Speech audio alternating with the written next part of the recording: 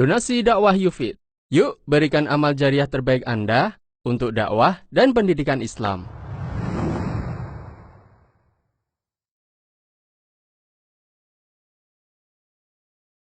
Bismillahirrahmanirrahim. Assalamualaikum warahmatullahi wabarakatuh. Ustaz, bagaimana kiat-kiat kita mengatasi iman yang kadang masih naik dan turun? Apakah termasuk wanita yang cerdas bila menjauhi teman yang imannya tidak baik? Iya, barakallahu fikum. Masalah bertambah dan berkurangnya iman, pasang surutnya iman.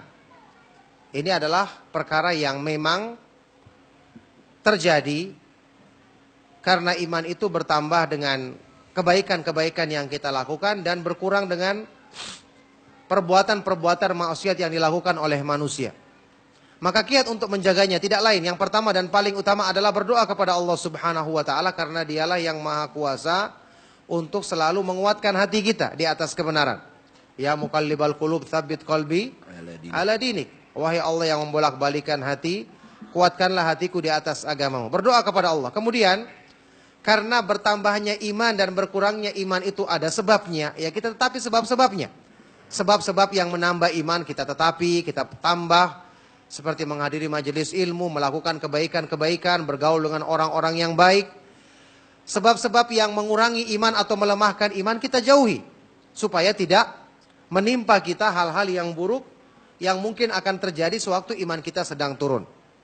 Kemudian kita persiapkan diri kita untuk menghadapi ya kemungkinan nanti akan terjadinya iman kita turun dengan cara kita berteman dengan orang-orang yang baik yang kemudian kita membuat kesepakatan atau komitmen bersama mereka. Nanti kalau kamu melihat saya dalam keadaan lemah, malas melakukan ibadah, malas menghadiri kajian, tolong saya dinasehati karena saat itu iman saya sedang lemah. Ya, mungkin saya tidak akan sempat minta nasihat karena iman saya sedang lemah, sedang banyak kelalaian, tipu daya syaitan. Maka saya minta anti semua yang menasihati saya untuk mengingatkan saya agar saya sadar kembali untuk kembali kepada keadaan yang baik. Ini yang manfaatnya berteman karena Allah, saling mencintai karena Allah, bersaudara karena Allah. Kita mengatakan demikian. Kemudian kita memperbanyak kondisi-kondisi atau situasi-situasi yang memudahkan kita untuk ingat kepada Allah. Mumpung sekarang kita masih rasakan iman kita kuat, kita perbanyak keadaan-keadaan seperti ini. Misalnya, kita dalam rumah, ya dalam rumah tangga kita saling menasihati dengan suami dan anak-anak kita untuk selalu baca Al-Quran, selalu banyak berzikir kepada Allah.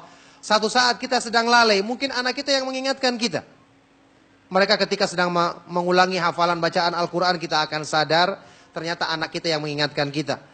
Atau tadi dengan teman-teman kita, misalnya seorang laki-laki dengan teman di kantornya, kalau dia sudah biasa saling menasihati dalam kebaikan, kemudian di tempat bekerjanya di situ ada hal-hal yang mengingatkan dia kepada Allah, maka dia akan mudah ingat insya Allah sewaktu dalam keadaan dia lalai. Ala kulli hal, kita usahakan sebab-sebab seperti ini supaya memudahkan Allah Subhanahu wa taala mengingat kita sewaktu kita membutuhkan pertolongannya. Ini makna dari sabda Rasulullah sallallahu alaihi wasallam, ta'arraf ilallahi firraha'i ya'rifka fisyiddah. Kenalilah Allah ketika kamu dalam keadaan lapang supaya Allah mengingatmu dan menolongmu sewaktu kamu dalam keadaan sempit. Nah, barakallahu fikum.